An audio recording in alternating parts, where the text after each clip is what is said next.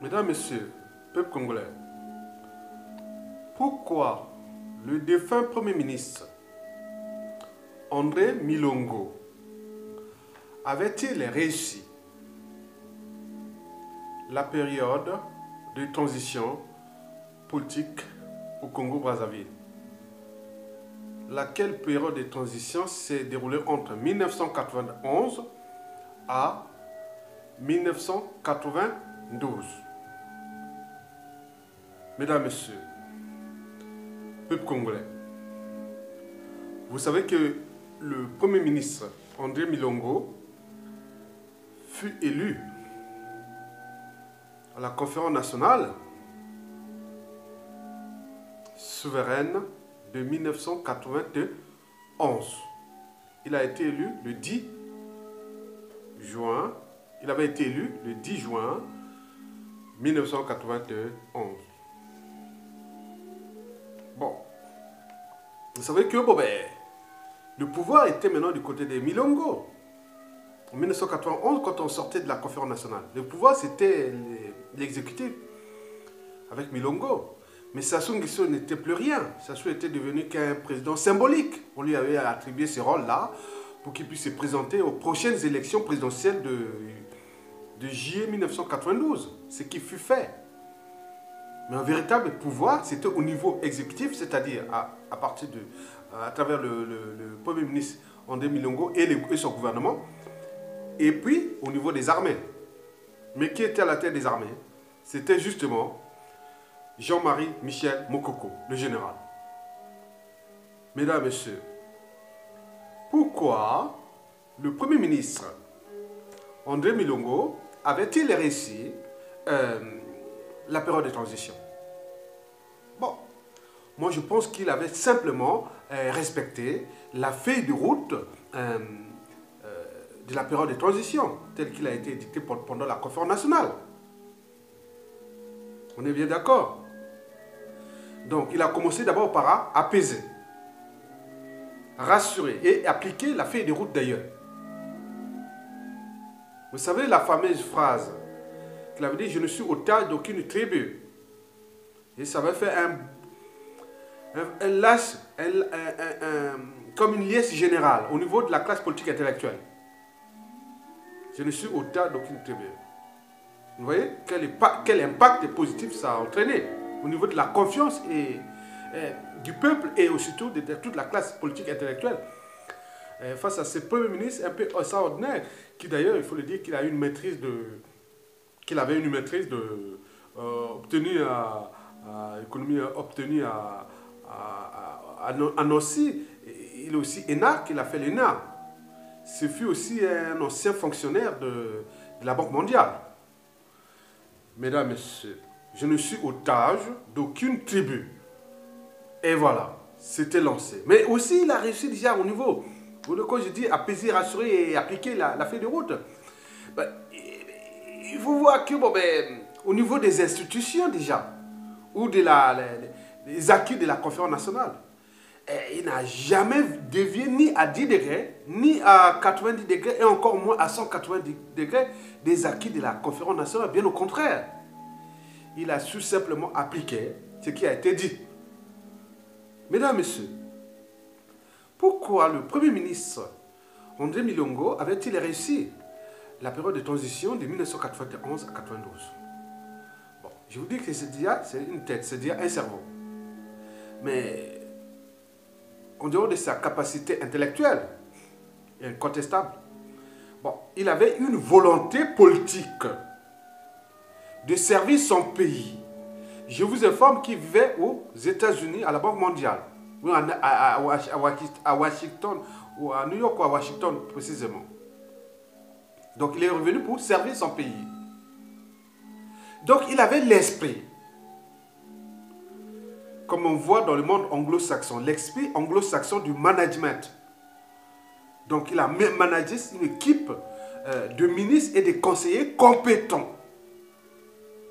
Prenons le cas de son ministre de l'économie et des finances et du budget, le docteur Jean-Luc Malika, qui vit quelque part dans le sud de la France.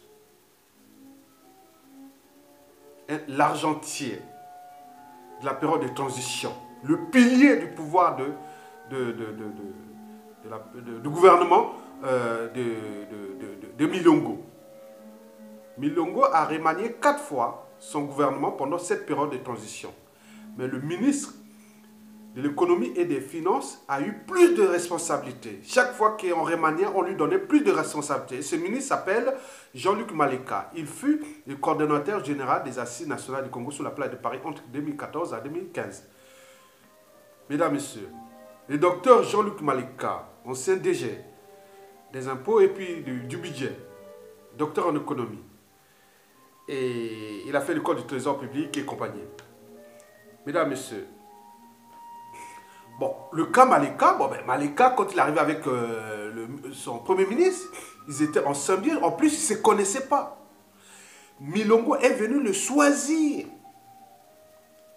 Parmi tous les prétendants, il a dit non, moi c'est Jean-Luc Maleka.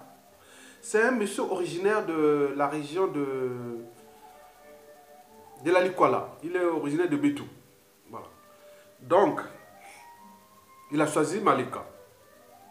Par exemple, par l'esprit. Parce que Maleka prend la politique, la gestion de la chose publique du point de vue parfois spirituel, au niveau des valeurs morales. Donc c'est ça qui a fait que Milongo le tient à cœur, parce que il connaît l'histoire de ce Maleka avec les Milongo, avec tous ces gens de la région du Poul. Avec la région du Poul, avec Jean-Luc Maleka, c'est une histoire qui date depuis la colonisation. Donc vous connaissez.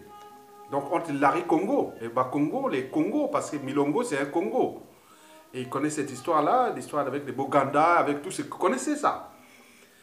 Donc Jean-Luc Maleka, nommé ministre de l'économie et des finances, va dire à monsieur, va remplir le cahier de charges ou la feuille de route telle qu'elle fut dictée par le Premier ministre, la feuille de route. Oui, je m'applique, j'ai des responsabilités, je l'applique. Donc, Jean-Luc Maleka, ministre de l'économie et des finances. D'abord, il attaque au problème des fonctionnaires fictifs. Il avait d'abord attaqué les problèmes des fonctionnaires fictifs.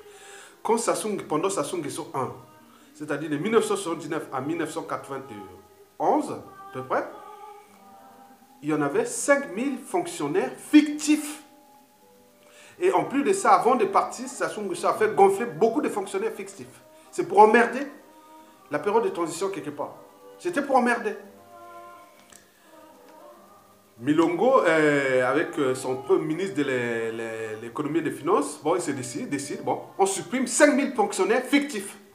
Et ça crée un mouvement, donc les gens viennent casser ils viennent faire le bazar au ministère de l'économie et des finances.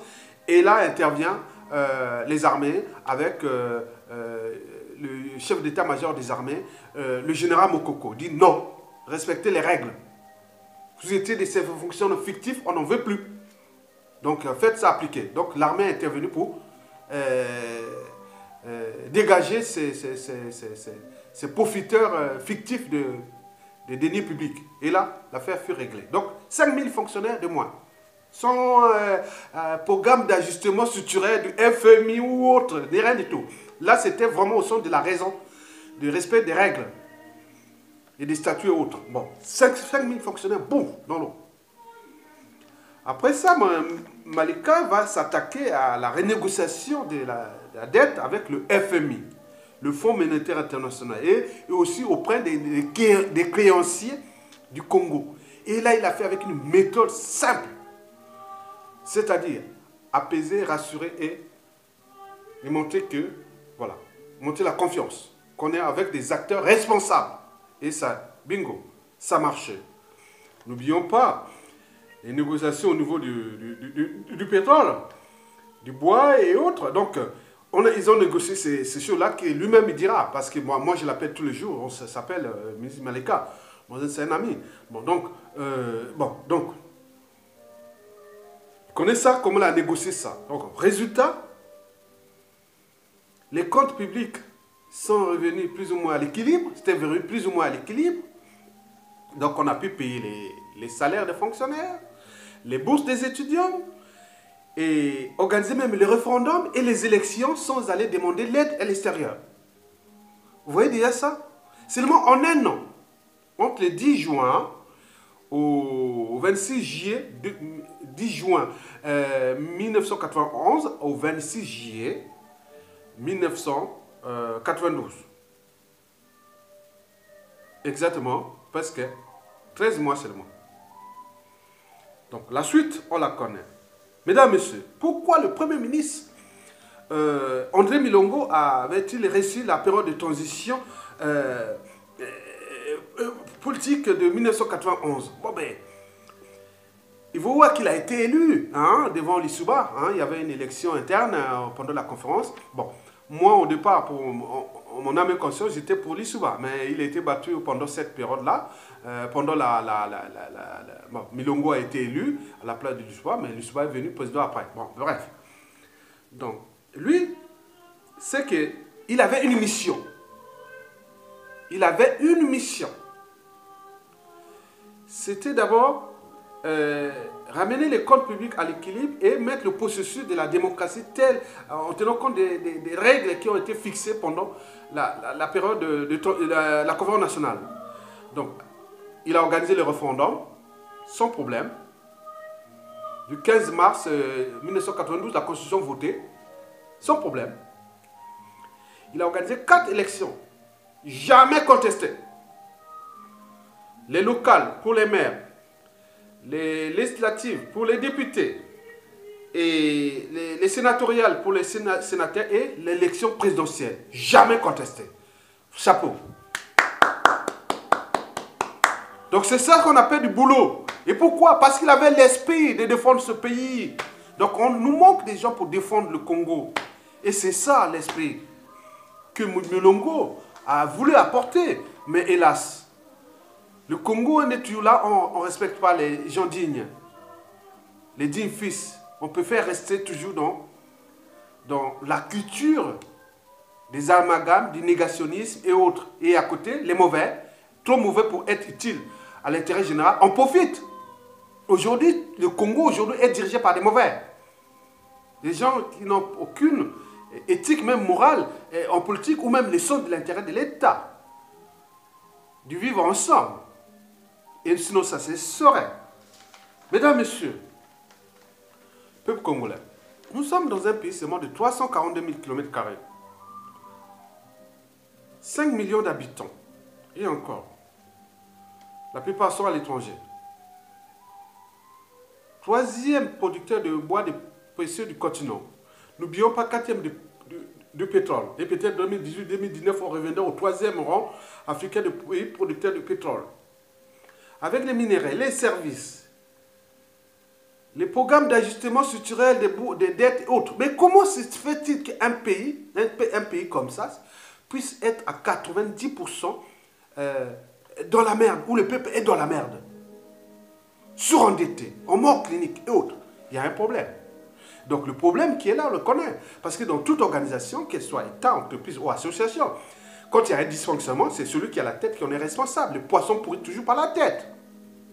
Donc, le cas du Premier ministre André Milongo, Yamilos, ce fut un cas d'école entre l'esprit de défendre son pays, la volonté politique, la culture intellectuelle politique, le temps d'ajuster, parce que un Premier ministre, c'est un jeu de...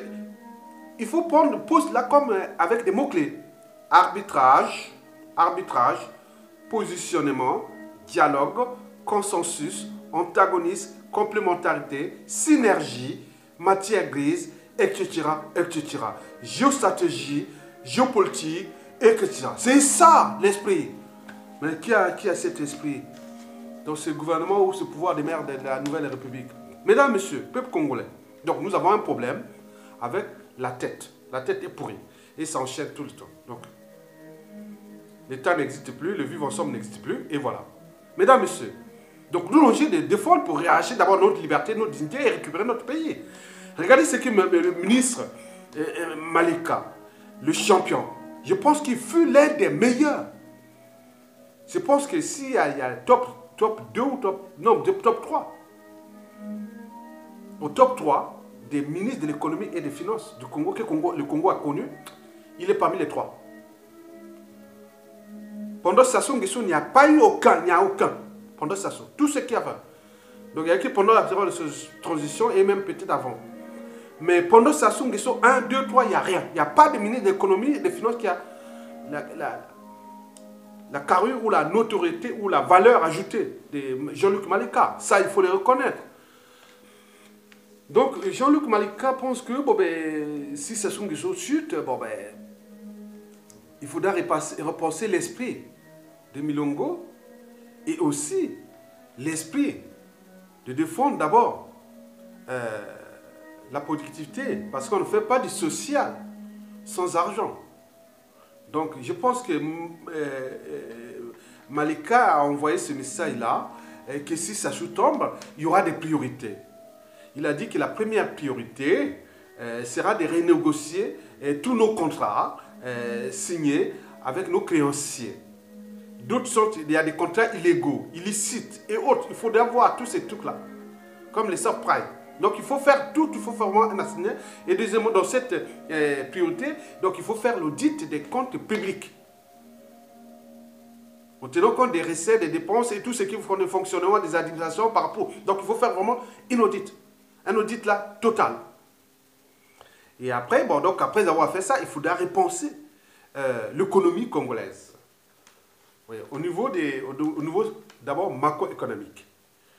Macroéconomique, en tenant compte d'abord de la balance commerciale. Parce qu'elle est aujourd'hui, nous avons une balance plus ou moins positive parce que nous calculons notre économie que par le pétrole et le bois et les ressources naturelles. Donc il faudra créer d'autres valeurs ajoutées au niveau de la productivité, de valeurs ajoutées. Et ce qui court et autres. Donc tout ça, on peut repenser ça, modéliser et voir ça au niveau économique. Donc il parle de la balance commerciale parce que le but est pour nous que nous puissions nous-mêmes produire au moins 50% de ce que nous sommes capables voilà, au lieu d'aller toujours prendre à l'extérieur, on peut et tout repenser ça, mais je ne vais pas donner les détails par rapport à ce qu'il a dit. Bon, donc la balance commerciale doit être positive. Donc nous devons devenir un pays qui crée des richesses. Créer des richesses, c'est d'abord au niveau de la matière grise, au niveau de la formation, l'éducation. Donc il faut vraiment former les jeunes, il faut vraiment former les gens. Donc il faut mettre le paquet sur l'éducation, la formation professionnelle et créer des structures pour que le jeune Congolais sorti d'une formation professionnelle ou de l'université puisse trouver vite le travail et créer de la richesse. Donc il a pensé à ça sur la balance commerciale en créant des richesses, c'est-à-dire le pétrole et le bois, les minéraux sont toujours là, bien sûr, c'est bon, mais à côté, il y aura d'autres circuits de diversification de l'économie au niveau de l'agriculture, au niveau... Bon, donc tout est... Bon, je ne vais pas vous donner les détails. Il a parlé aussi des taux d'investissement. Les taux d'investissement publics ou privés. Donc en construisant des infrastructures déjà, hein, pas des infrastructures à la merde comme il fait, il faut faire des trucs durables. Au niveau du cadre de vie, au niveau de la mobilité, les mouvements, les routes, autres, tout. Les universités, les administrations, tout doit être dans un cadre, soit du fonctionnement de l'État, ou aussi au niveau du tourisme et autres. Donc il faut construire des trucs vraiment bien qu'il fait beau vivre au Congo-Brazzaville, pour que les gens viennent en masse touriste, aller voir d'abord nos écosystèmes urbains, eux aussi naturels, qui seront repensés. Donc tous ces programmes de ça qui seront intégrés dans cette cahier de charges économique qu'il appelle. Bon, il a parlé de taux de consommation, c'est-à-dire tout ce qui touche les salaires, les pensions, le pouvoir d'achat, les retraites et autres. Donc le but est de soutenir la consommation intérieure. Donc soutenir la consommation intérieure, donc il faut d'abord aller sur la productivité intérieure et aussi la consommation intérieure.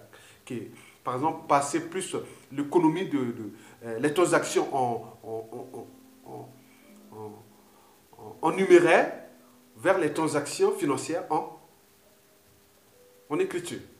Donc moins de cash, moins de liquidité, mais tout c'est ça maintenant par les circuits de paiement, que ce soit aujourd'hui au niveau des banques, au niveau d'Internet, il y a plein de choses qu'il faudra tout réformer avec l'économie numérique. D'où l'enjeu de cette industrialisation aussi numérique du Congo-Brazzaville. Donc il a parlé du bouclier du trésor public par exemple. Donc on pourra venir au trésor public, venir prendre l'argent comme on rentre dans un moulin. Donc il a rigolé avec Ngoto, hein, Ngoto qui est le DG du Trésor public. Hein, bon, il connaît aussitôt le nom, on rigole quoi. Donc on dit, bon, mais Malika, bon, ben, je ne veux pas citer créer des soutiens au ministre Malika, mais vous connaissez quand on regarde Ngoto, DG du Trésor public, mais on se dit, bon voilà, donc on voit quel niveau le pays là est par terre. Donc il faudra mettre des boucliers parce qu'on ne faudra pas chercher l'argent du trésor public comme ça. Vous sortez l'argent des comptes et autres, pas comme ça. Non, non. Donc vous devez sortir, venir chercher cet argent par des écritures, des traçabilités et tout ce qui sera par des lois, tout ce que vous connaissez. Ceux qui parlent de pouvoir judiciaire, le ministre Malika, il parle du pouvoir judiciaire. Le pouvoir judiciaire, c'est que bon, quand vous avez fait des erreurs qui sont vraiment avérées que bon, vous n'êtes pas capable à ces postes, vous avez fait des erreurs qui ont coûté aux contribuables ou aux finances publiques, donc vous êtes démis de vos fonctions, mais vous allez faire les travaux d'intérêt général. Si vous n'avez pas volé, vous allez faire les travaux d'intérêt général, donc il faudra mettre ça dans la loi. Mais par contre, quand vous avez volé, bon, ben, à ce moment-là, ça va des peines des années, quoi. Donc, il faut mettre des grosses peines des années avec un système comme l'a dit, c'est-à-dire que vous ne pouvez plus être responsable dans un poste quelconque similaire, autre, parce que vous avez, voilà. Donc, vous ne pouvez plus toucher l'argent être dans un poste où vous pouvez toucher l'argent du Congo. Non, non, ça ne pourra pas être. Donc, le paquet sur le pouvoir judiciaire et pénal et les barrières au niveau des finances publiques, on ne peut pas rentrer comme ça. Ça sera vraiment une forteresse. Donc il faudra mériter pour aller sortir l'argent du Congo, des comptes publics et autres, parce que pour aller dépenser. Donc il faut que ça soit tracé et autres. Il parle aussi de la valorisation des énergies libres, c'est-à-dire la matière grise, tout ça. Donc il faudra tout revaloriser ça. Donc c'est qu'il a parlé. Donc moi c'était ce mot-là. Je dis, monsieur le Premier ministre, André Milongo, mais j'ai entendu qu'il était mort. Ben, ouais. J'ai vu ça en France parce que depuis 91 jusqu'à nos jours, je suis en France, mais j'ai vu ça en des années 2005 quand il était mort. Bon, on parle qu'il a été empoisonné, hein, donc c'est pas bien, c'est pas bien. Donc la matière grise, les meilleurs hommes politiques congolais meurent et les mauvais restent. Et c'est ça qui devient le problème, d'où le déclassement du pays. Donc nous devons valoriser tous ces gens-là qui ont été, pendant cette période de transition, c'est la référence. Avant Sassou et après Sassou, c'est zéro. Tout reste sur la référence de cette période de transition. D'où l'enjeu de repenser ça ensemble et faire ça. Donc je dis, je donne, bon, paix et âme au Premier ministre Milongo. Et merci pour nous avoir laissé cette référence. Oui, il reste la référence. Donc nous devons aller, si ça se tombe, nous devons aller vers cette référence. L'esprit de défendre le pays. On vient pour servir, non pas pour se servir. Vous êtes arrivé au pouvoir. Donc on a un pouvoir, on a des privilèges, on a des prérogatives, on a tout. Mais pourquoi en plus de ça, vous devez encore piller le pays? Mais non, il y a un problème. Quand même un poste de responsabilité au Congo, ceux qui sont dans la résistance haute, demain vous aurez des privilèges, plein de choses. Mais prenez ces privilèges-là pour agiter vos neurones et avoir l'esprit d'avancer ce pays. Donc c'est l'enjeu. Voilà. Parce que ce pays-là, le Congo-Brazzaville, aux mains de ses dignes fils, des meilleurs de ses esprits, au bout de moins de 10 ans, nous aurons retrouvé le rang au niveau de la responsabilité. Nous, ce n'est pas devenir un pays hyper développé, non. C'est être un pays où il faut bon vivre, où on nous respecte, on est libre et digne. C'est tout simplement ça. On peut se déplacer partout. On peut vivre, on peut aller... Voilà. Donc, la diversité des régions et tout ce qui est là. Donc, on a tout pensé ça. Donc, il faut aller dans ce cadre. Et donc là, on est bloqué parce qu'il y a ces mauvais-là qui sont ensemble dans leur écurie, qui sont en train de déclasser. Et donc, nous, le but est de savoir quel pays on va récupérer pour les reconstruire. Avec tous ces bazars qu'ils ont foutus. Merde. Allez, excusez-moi. Allez, merci beaucoup et à bientôt.